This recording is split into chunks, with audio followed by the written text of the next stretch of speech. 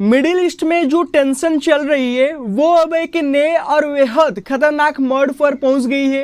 अब खबरें आ रही है कि यूनाइटेड स्टेट्स और इजराइल दोनों मिलकर एक ऐसा प्लान बना रहे हैं जो अगर सच में लागू हो गया तो पूरी दुनिया के लिए बहुत बड़ा खतरा बन सकता है। मीडिया रिपोर्ट्स के अनुसार दोनों देशों ने इस बात पर चर्चा की है कि अगर युद्ध आगे बढ़ता है तो शायद उन्हें सीधे ईरान के अंदर स्पेशल ऑपरेशन फोर्स भेजनी पड़ सकती है। जी हाँ, सीधे ईरान के अंदर। लेकिन सवाल ये है कि आखिर ऐसा क्यों? क्या वजह है कि अमेरिका और इजराइल को ये कदम उठाने की जरूरत पड़ सकती है? इसका जवाब छुपा है कि बेहद खतरनाक चीज में, हाईली एनरिच्ड यूरेनियम। रिपोर्ट्स के अनुसार ईरान के पास लगभग 450 किलोग्राम हाईली एनरिच्ड यूरेनियम मौजूद है और ये कोई साधारण यूरेनियम नहीं है, ये लगभग 60% तक एनरिच्ड है। अब यहाँ एक बात समझना बहुत जरूरी है, न्यूक्लियर हथियार बनाने के लिए यूरेनियम को लगभग 90% तक एनरिच करना पड़ता है। मतलब अगर किसी देश के पास 60% एनरिच्ड यूरेनियम है तो वो बहुत कम समय में इसे न्यूक्लियर वेपन ग्रेड बना सकता है। यही वजह है कि अमेरिका और इजराइल दोनों ईरान के इस यूरेनियम स्टॉक को लेकर बेहद चिंतित है। उनका कहना है कि अगर ये यूरेनियम ईरान के पास ही रहा तो कुछ ही हफ्तों में न्यूक्लियर बम बन सकता है और अगर ऐसा हुआ तो मिडिल ईस्ट की पूरी ताकत का संतुलन बदल जाएगा। अब सवाल उठता है कि ये स्थिति यहाँ तक पहुंची कैसे? 28 फरवरी को अमेरिका और इजराइल ने मिलकर ईरान के खिलाफ एक बड़ा सैन्य अभियान शुरू किया। अमेरिका ने इस ऑपरेशन को नाम दिया ऑपरेशन इपिक फ्यूरी, इजराइल ने इसे कहा ऑपरेशन रोरिंग लायन। इस अभियान के तहत ईरान के कई न्यूक्लियर ठिकानों पर भारी हवाई हमले किए गए। इन हमलों में ईरान के 3 बड़े न्यूक्लियर साइट्स को निशाना बनाया गया। इनमें शामिल थे Natanz nuclear facility, Fordow fuel enrichment plant और इस्पाहान न्यूक्लियर फैसिलिटी। इन जगह पर यूरेनियम को एनरिच करने के लिए बड़ी बड़ी मशीन्स लगी हुई है जिन्हें सेंट्रीफ्यूज कहा जाता है। इन मशीन्स की मदद से यूरेनियम को धीरे धीरे ज्यादा शुद्ध बनाया जाता है।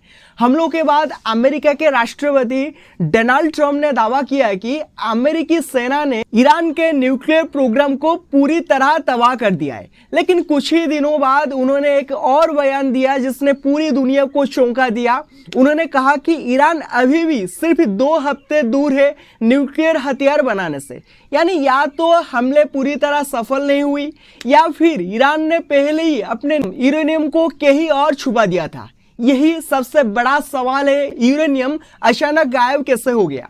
रिपोर्ट्स के अनुसार हमलों से पहले ईरान ने लगभग 400 किलोग्राम यूरेनियम किसी गुप्त जगह पर शिफ्ट कर दिया था। ये यूरेनियम पहले फोर्डो और इस्पाहान साइट्स पर मौजूद था, लेकिन जब अमेरिका ने हमला किया तो वहां वो मौजूद नहीं था। ये जानकारी दी राफेल ग्रोसी ने, जो कि इंटरनेशनल एटॉमिक एनर्जी एजेंसी के प्रमुख है। उनका कहना है कि उनकी टीम ने आखिरी बार ये यूरेनियम हमलों से लगभग 1 हफ्ते पहले देखा था। इसके बाद ईरान ने इसे कहीं और ले जाने की तैयारी कर ली थी। अब आप सोच रहे होंगे कि इतना खतरनाक मटेरियल किसी देश ने छुपा दिया और दुनिया को पता भी नहीं चला। दरअसल यूरेनियम को एक जगह से दूसरी जगह ले जाना बहुत आसान नहीं होता। इसे खास तरह के मजबूत स्टील कंटेनर से रखा जाता है। इसके ऊपर कई परतों वाली सुरक्षा होती है। फिर इसे भारी ट्रक्स, रेल या जहाज के जरिए ट्रांसपोर्ट किया जाता है। सैटेलाइट तस्वीरों में हमलों से कुछ दिन पहले फोर्डो के पास कई ट्रक और वाहन दिखाई दिए थे। विश्लेषकों का मानना है कि उसी समय यूरेनियम को वहां से हटाया गया। अब समस्या यह है कि अमेरिका और इजराइल को पता ही नहीं है कि वो 400 से 450 किलोग्राम एनरिच्ड यूरेनियम आखिर गया कहां। अगर वो किसी गुप्त बंकर में छुपा है तो ईरान कभी भी उससे इस्तेमाल करके न्यूक्लियर हथियार बना सकता है। यही वजह है कि अब एक नया प्लान बनाया जा रहा है और ये प्लान बहुत ही खतरनाक है क्योंकि इसमें सीधे ईरान के अंदर कमांडो भेजने की बात हो रही है। हाल ही में अमेरिका के विदेश मंत्री मार्को रूबियो से यह सवाल पूछा गया कि अगर ईरान के पास हाईली एनरिच्ड यूरेनियम है तो उससे सुरक्षित कैसे किया जाएगा। उनका जवाब था किसी को जाकर उसे लेना पड़ेगा, यानी भविष्य में किसी समय ग्राउंड ऑपरेशन भी हो सकता है। जब पत्रकारों ने डोनाल्ड ट्रंप से पूछा कि क्या अमेरिकी सैनिक ईरान में भेजे जा सकते हैं तो उन्होंने कहा कि अगर जरूरत पड़ी तो ये भी संभव है। हालांकि उन्होंने ये भी कहा कि अभी ऐसा कोई फैसला नहीं हुआ है, लेकिन भविष्य में ये विकल्प खुला रखा गया है। अब हम उस हिस्से पर आते हैं जो इस पूरे मामले का सबसे खतरनाक हिस्सा है।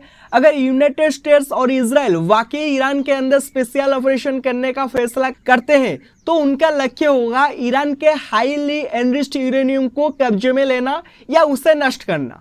रिपोर्ट्स के अनुसार इसके लिए दो मुख्य ऑप्शन पर चर्चा हो रही है। पहला विकल्प यह है कि स्पेशल फोर्स ईरान के न्यूक्लियर साइट्स तक पहुंचे, वहां मौजूद यूरेनियम को अपने कब्जे में ले और फिर उसे ईरान से बाहर निकाल दे।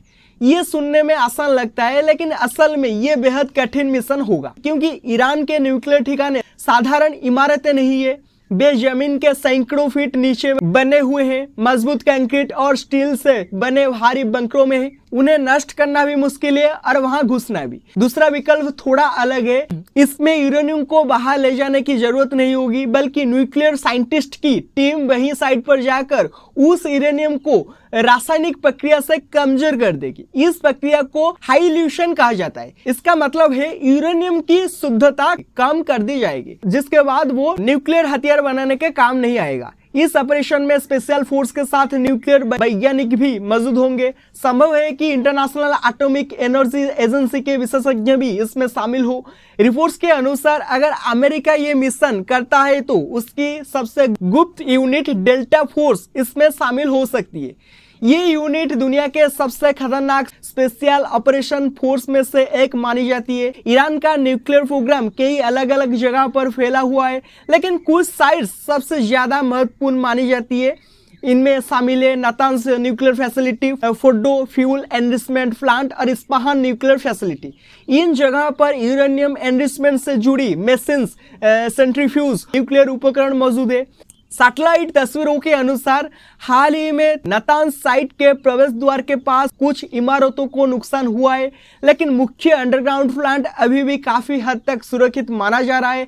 अगर स्पेशल फोर्स ईरान के अंदर जाती है तो ये एक बहुत बड़ा जोखिम होगा, क्योंकि ईरान की सेना मिडिल ईस्ट की सबसे मजबूत सेनाओं में से एक मानी जाती है। इसके अलावा ईरान के पास बैलिस्टिक मिसाइलें, ड्रोन और एयर डिफेंस सिस्टम भी मौजूद है।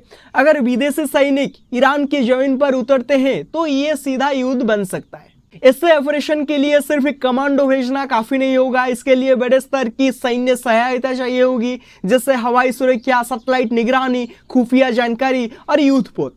संभव है कि अमेरिका का aircraft carrier USS Abraham Lincoln जैसे जहाज भी इस मिशन में मदद करे। दुनिया इसीलिए भी चिंतित है क्योंकि अगर अमेरिका और इजराइल वास्तव में ईरान के अंदर ग्राउंड ऑपरेशन करते हैं तो इससे मिडिल ईस्ट में बहुत बड़ा युद्ध शुरू हो सकता है, क्योंकि ईरान अकेला नहीं है, उसके साथ कई क्षेत्रीय समूह और सहयोगी देश जुड़े हैं। ऐसी स्थिति में संघर्ष तेजी से फैल सकता है और पूरी दुनिया की सुरक्षा पर असर पड़ सकता है। ईरान के नेताओं का कहना है कि वे अपना न्यूक्लियर प्रोग्राम कभी बंद नहीं करेंगे। उनका दावा है कि ये कार्यक्रम ऊर्जा और वैज्ञानिक विकास के लिए है, लेकिन अमेरिका और इजराइल इस बात पर भरोसा नहीं करते। उन्हें डर है कि अगर ईरान के पास न्यूक्लियर हथियार आ गया तो पूरा मिडिल ईस्ट न्यूक्लियर हथियारों की दौड़ में उतर जाएगा। इस समय स्पेशल फोर्स ऑपरेशन सिर्फ एक विकल्प के रूप में चर्चा में है और अभी तक कोई अंतिम फैसला नहीं हुआ है। लेकिन एक बात साफ है कि ईरान का न्यूक्लियर प्रोग्राम अब इस पूरे संघर्ष का सबसे बड़ा केंद्र बन चुका है।